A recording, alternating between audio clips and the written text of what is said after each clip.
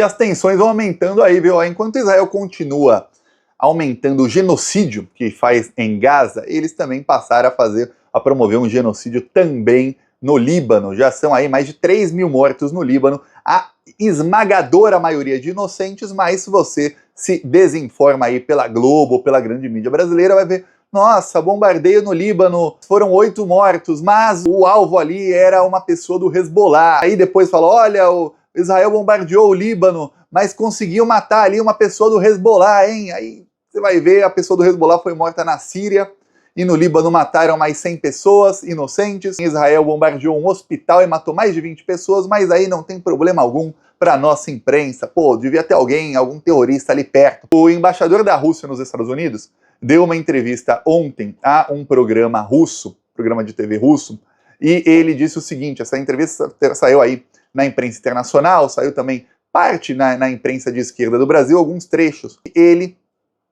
avisou os seus colegas da Casa Branca e avisou ali o Departamento de Estado dos Estados Unidos, afinal esse é o trabalho dele como embaixador da Rússia lá, que se as coisas continuarem como estão, teremos aí uma catástrofe nuclear. Alô, plantonistas, aqui é o Pedro Rousseff, eu sou candidato a vereador aqui em Belo Horizonte e nesse domingo eu quero pedir o seu apoio. A gente precisa eleger um jovem com muita energia e muita garra para combater a extrema-direita. Belo Horizonte também, que é a cidade do Nicolas Ferreira, e nós não podemos deixar barato. A gente tem que ter um representante que bate de frente mesmo. Nós estamos juntos na luta do Thiago dos Reis e do Plantão Brasil todos os dias. Então, nesse domingo, para você que é de Belo Horizonte, vota na gente. 13 mil, e para você que não é daqui, não tem problema, passa esse vídeo agora para seu amigo, seu familiar que vota em Belo Horizonte. Vamos junto, mudar Belo Horizonte e derrotar de vez a extrema-direita. Forte abraço! Os Estados Unidos, segundo ele, e ele avisou isso aos americanos, os Estados Unidos estão em guerra contra a Rússia usando as mãos da Ucrânia. E agora eles estão tentando de tudo para que a Rússia e a China interfiram no que está acontecendo no Oriente Médio para fazer uma guerra contra a Rússia ou contra a China ou as duas nações lá no Oriente Médio. Isso aí o que diz o embaixador da Rússia. E ele diz, ó, isso vai descambar para uma catástrofe nuclear. Ele falou isso dias depois de ser noticiado na imprensa mundial inteira, inclusive no Brasil, nos Estados Unidos, que o Vladimir Putin ele convocou uma reunião do Conselho de Segurança da Rússia, que se reúne 2 vezes por ano, e aí ele fez um discurso para toda a nação russa, um discurso de um pouco mais de 4 minutos, em que ele diz aí que nessa reunião do Conselho de Segurança, eles atualizaram as diretrizes para o uso de armas nucleares. As diretrizes anteriores, como eu disse aqui nessa semana, eram: a Rússia usaria armas nucleares apenas se o Estado russo estivesse aí na iminência de deixar de existir. Ou seja, tá tendo uma guerra, tá tendo um conflito muito grande, a Rússia está sendo atacada por todos os lados, e a Rússia vai deixar de existir, então a gente pode usar arma nuclear nesse caso. Agora não. Agora, se a Rússia for atacada, ou algum aliado da Rússia, e aí é importante dizer aliado, porque eles querem dizer, eles têm uma ameaça grande contra a Bielorrússia, que é Belarus, de atacar a Bielorrússia para atacar a Rússia. Então, se atacar a Rússia ou a Bielorrússia, a Rússia vai usar armas nucleares não apenas contra quem atacou, mas contra quem forneceu as armas. Isso veio porque o presidente da Ucrânia começou a falar publicamente na imprensa mundial que apoia isso, que ele queria usar armas de longo alcance para atacar Moscou, para atacar outras cidades aí da Rússia, e armas aí para soltar mísseis mesmo e matar gente inocente na Rússia. É engraçado que se a Rússia soltasse míssil no meio de Kiev e matasse inocente, ia ser o maior, nossa senhora, o Jornal Nacional ia ter 48 horas de duração demonizando a Rússia. Mas quando é Israel que faz isso em Gaza e no Líbano, aí mas mataram um do Hezbollah. Você jamais veria o Jornal Nacional falar: nossa, a Rússia soltou um míssil em Kiev e matou 50 ucranianos, mas matou um soldado nazista do exército nazista da Ucrânia. Não, aí não, nada justificaria. No caso lá em Israel, tudo justifica. Pois bem, aí o que acontece? Eles atualizaram dizendo, ó, se nos atacarem, a gente vai atacar de volta com arma nuclear. Então vão dar um tapa e vão levar um murro. É isso que vai acontecer, vão parar essa palhaçada. Então o Zelensky foi na ONU lá na semana passada pedir permissão para usar essas armas e os Estados Unidos não deram. Ficaram apavorados aí, falando, opa, peraí, dá ruim. Depois aí da cúpula da ONU, nessa semana aí já, o embaixador da Rússia, segundo ele mesmo, avisou aí o Departamento de Estado americano. vai ter uma catástrofe nuclear, vocês estão brincando com fogo aí no que vocês estão fazendo. E enquanto isso, lá na Ucrânia, a Rússia conseguiu, eu falei aqui no vídeo passado, conseguiu tomar uma cidade importante, está conseguindo tomar outra cidade importante. Então a Rússia vai ter aí, deve ter até o final dessa semana, o controle total da região de Donetsk. Para quem não sabe, essa região teve um plebiscito lá em 2015 e 89% dos cidadãos disseram que eles queriam ser anexados à Rússia. Quando teve um golpe de Estado na Ucrânia em 2014, saiu o governo eleito legitimamente e entrou um governo nazista. E esse governo passou a financiar o batalhão de Azov, que é um batalhão nazista, abertamente nazistas, tá? Eles são abertamente, né? Igual o bolsonarismo, que mas chega na hora, falam que não são. Não, eles são mesmo nazistas. Usam bandeira nazista, etc. Eles mataram mais de 22 mil pessoas na região de Donetsk e de Lugansk, que eles diziam ali que, na verdade, são russos. E aí eles fizeram inúmeros ataques terroristas ali. Então era ucraniano fazendo ataque terrorista na própria Ucrânia. E aí essas regiões queriam se separar da Ucrânia de qualquer maneira. Agora a Rússia está aí para conquistar toda a região e aí não tem mais como o Zelensky tomar de volta. Por isso o Zelensky está querendo aí atacar a Rússia, porque na Ucrânia mesmo ele já perdeu. A Rússia está para tomando também a região de Lugansk. Provavelmente o Putin vai falar, isso aqui é meu, essas regiões vão ser independentes, vai para lá a Ucrânia e acabou. Quando estava tendo ataque terrorista lá e matando um monte de inocente, aí não saía matéria na imprensa, né? Aí a narrativa dos Estados Unidos ia por água abaixo. Enquanto isso, Israel, o amigo do Bolsonaro, o senhor Benjamin Netanyahu, um genocida, que olha que coisa, né? Israel ainda participa das eliminatórias da Copa do Mundo da FIFA, ainda participou das eliminatórias para a Eurocopa, participou das Olimpíadas, não sofreu nenhuma sanção de absolutamente ninguém.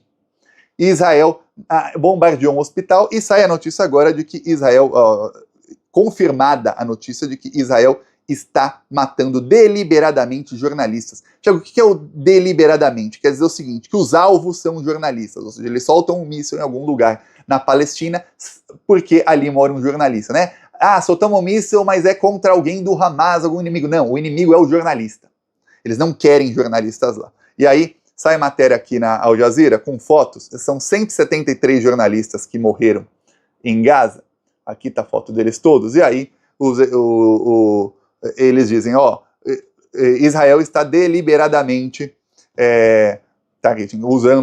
fazendo os jornalistas de alvo. Eles não querem que ninguém reporte o que está acontecendo em Gaza.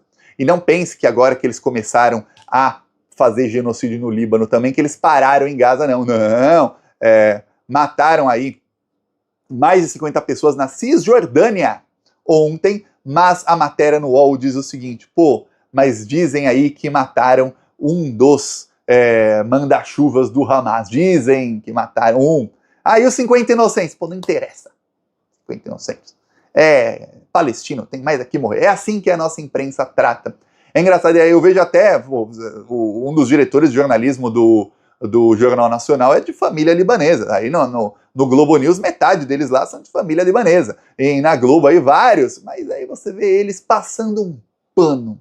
E assim, realmente, passando pano é assim, tentando limpar a imagem de Israel, dizendo que não é bem assim, estão indo contra os terroristas. Até a imprensa internacional fazendo o seguinte, Israel tenta aí matar os que sobraram aí dos líderes do Hamas. Então, os líderes do Hamas que sobraram em Beirute, Israel está tentando aí, abatê-los. Vai falar, nossa, que coisa, então mataram 50 pessoas, mas estão tentando pegar o líder lá, Tá de boa matar 50 pessoas.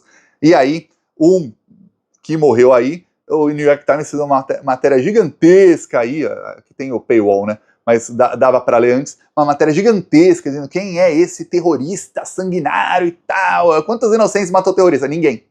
O tal do terrorista não matou ninguém, nenhum inocente, mas é um terrorista sanguinário, que ele era um dos braços direitos do líder do Hezbollah que já morreu, e ele tem conexões aí com grupos extremistas, e aí é assim.